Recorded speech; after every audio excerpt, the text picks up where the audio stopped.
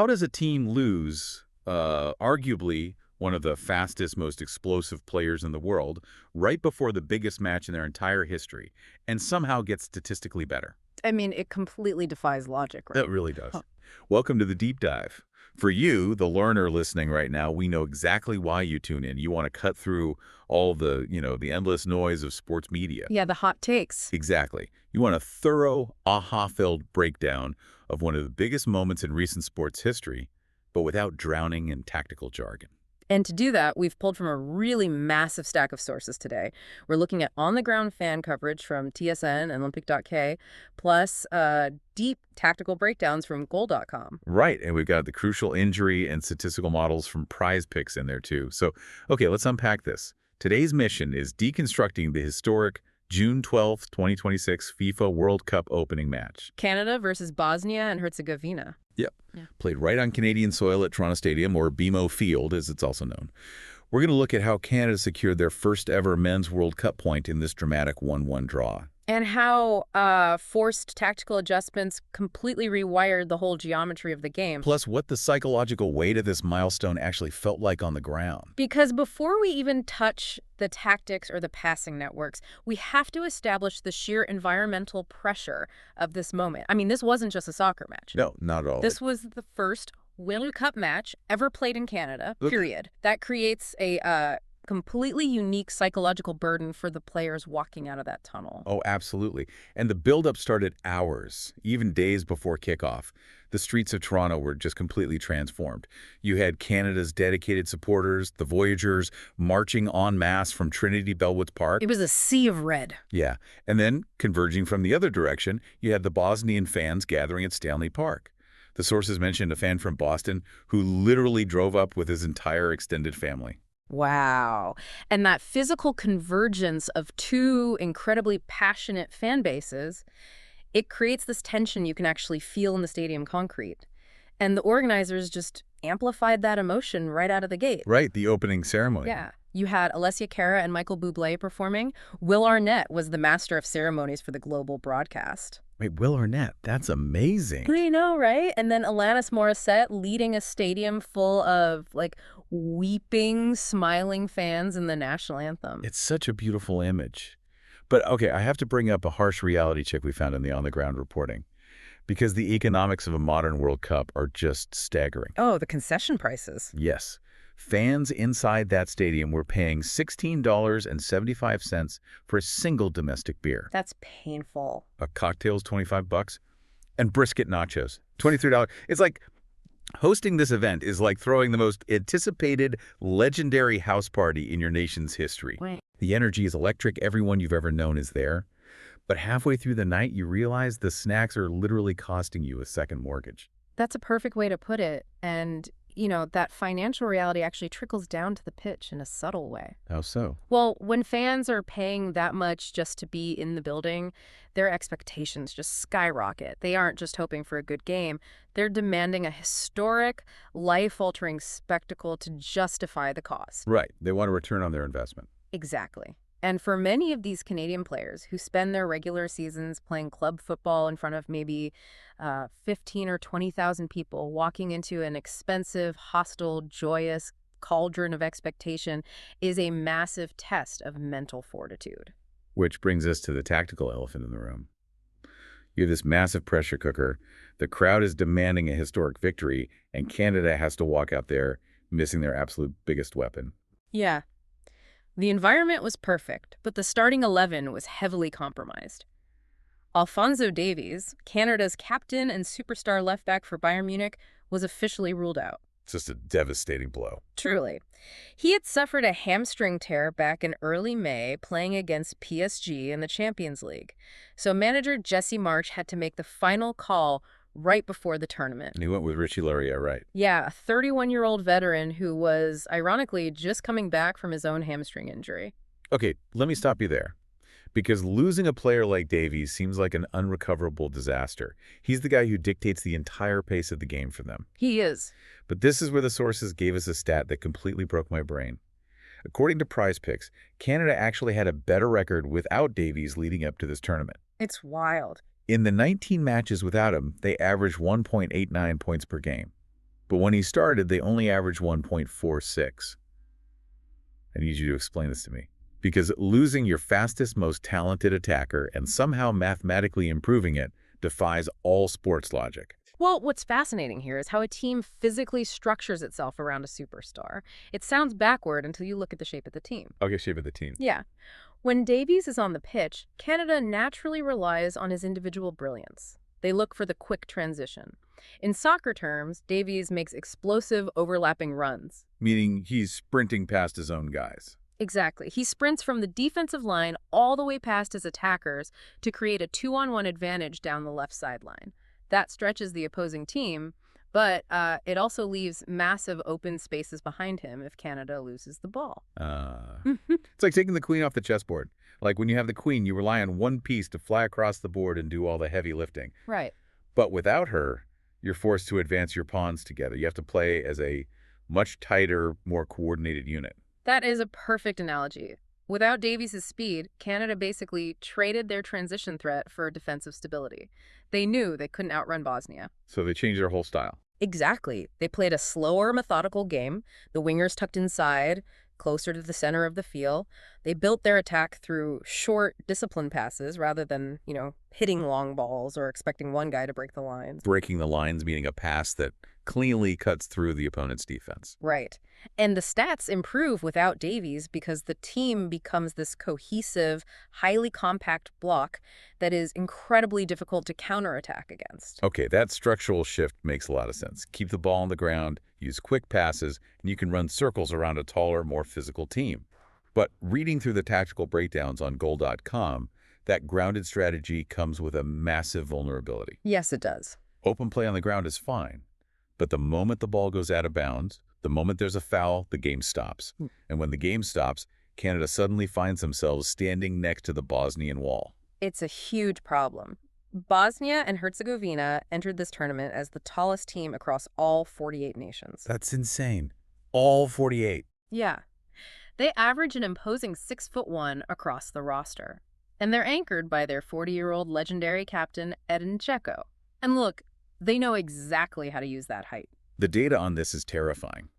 In the year leading up to this match, Bosnia created shots on over 36% of their corner kicks and 28% of their free kicks. Which is huge. Right. For context, creating a shot on a set piece, any play restarting from a dead ball, is usually quite difficult in professional soccer. So defending dead balls against a team that converts at that high of a rate when your own team is significantly shorter. It's like a smaller basketball team trying to out-rebound giants in the paint. Every whistle feels like a looming disaster. Because a set piece completely neutralizes Canada's grounded passing advantage. Once that ball is crossed high into the penalty area, tactics take a backseat to raw physics. It's just who can jump higher. Exactly. Who can jump higher and who can occupy the most space. And that physical reality crashed down on Canada midway through the first half, 21st minute. A corner kick comes in from Bosnian midfielder Ivan Basic. And it doesn't even go to the center of the box. Right, it goes to the near post. Sead Kolasinac is waiting there. He flicks it backward with his head, and Jovo Lukic is standing right on the goal line to just nod it home. 1-0 Bosnia. And just to add to the narrative, that was Lukic's first ever senior international goal. Of course it was. But that goal is a textbook example of winning the second ball. In soccer, the first ball is the initial cross. Kolasinac won that easily. But the second ball is the chaotic rebound or deflection right after. And because Canada's defenders were smaller? They were physically pinned down. Kolasinac's flick disrupted Canada's entire marking system, and Lukic simply overpowered his man to win that second ball. It was literally the nightmare scenario Canada wanted to avoid. And Canada's reaction for the rest of that first half was fascinating, but so frustrating for the fans in Toronto. Because they were playing that methodical passing game, they were actually controlling possession. Yeah, they were. They forced Bosnia into giving up 10 corner kicks in the first half alone. But having 10 corners against a team of giants doesn't actually help you much. Not when the opponent is perfectly comfortable sitting deep in their own penalty area. Bosnia didn't even need to press Canada. They just parked their tall defenders in the box and let Canada cross it. Knowing they'd win the aerial duel almost every time. Exactly. And Tani Oluwase, who Jesse Marsh surprisingly started up front over the veteran Sile Lauren, he really felt the brunt of that. Oh man, the chance in the 33rd minute. Yeah. He managed to find a pocket of space, but Under all that pressure from those towering defenders, he fired his left-footed shot right over the crossbar. You could just feel the anxiety building in the stadium.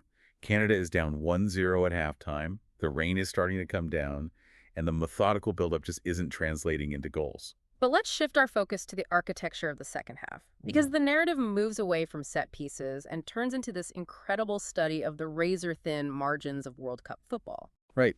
Canada comes out of the tunnel, and their passing finally begins to pull the Bosnian defense out of position. But then they run into an entirely new problem. Individual defensive brilliance. Here's where it gets really interesting. The desperation from both sides here was just off the charts. 53rd minute, Canada's passing finally cracks the code. Richie Laurier gets sprung through completely on goal. It was a beautiful setup. He beats the Bosnian goalkeeper, Nikola Vasilj. The ball is rolling toward the empty net. The crowd in Toronto is already out of their seats celebrating. And then Sead Kolasinac, the same guy who set up Bosnia's goal, materializes out of absolutely nowhere.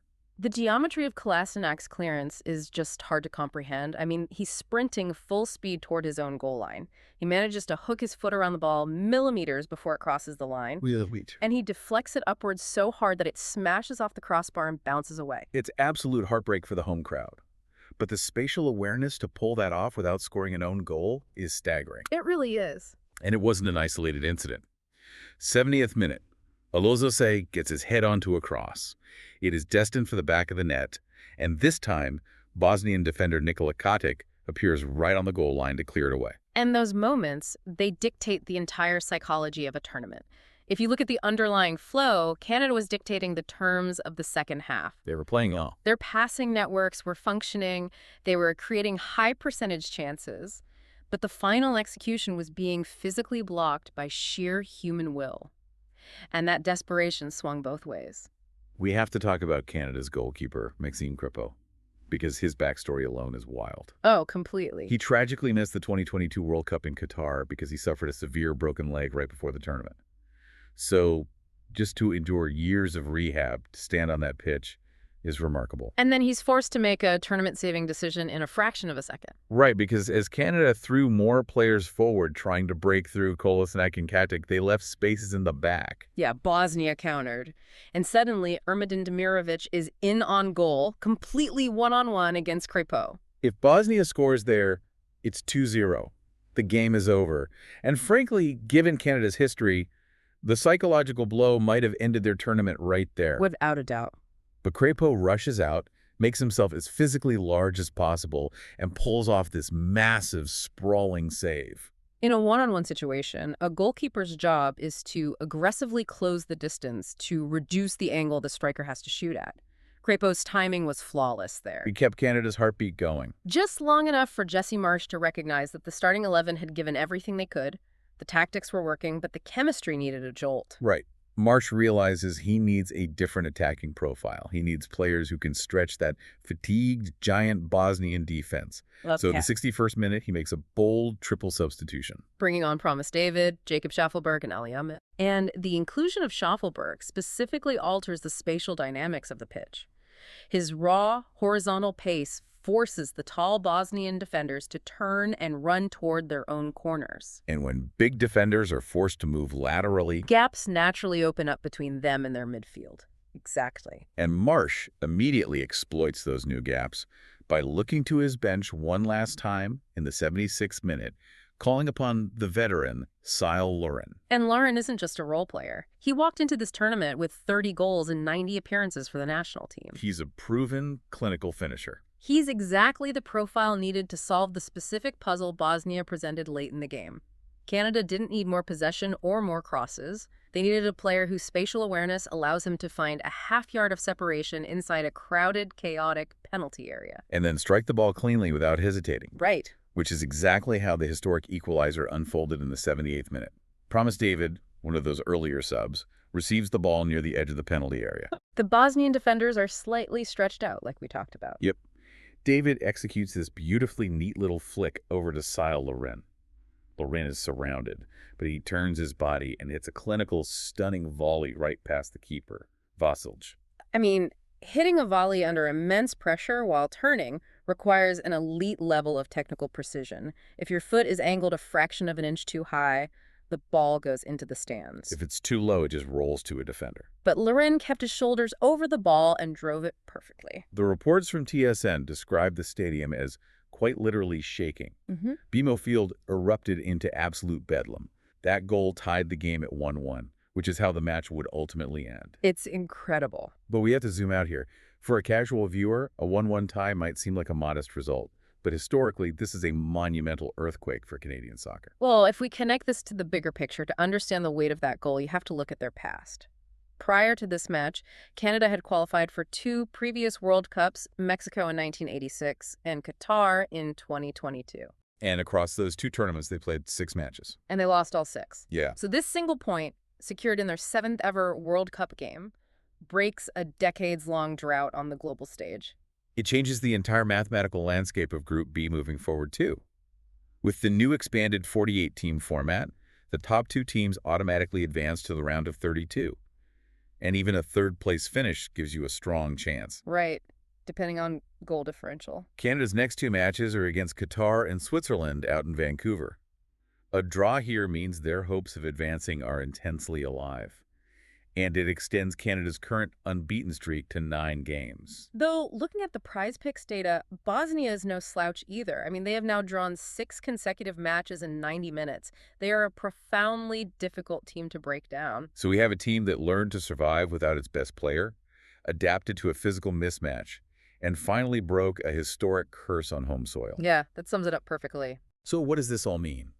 For you listening, you now hold the complete architecture of this match. You understand that this wasn't just a lucky draw.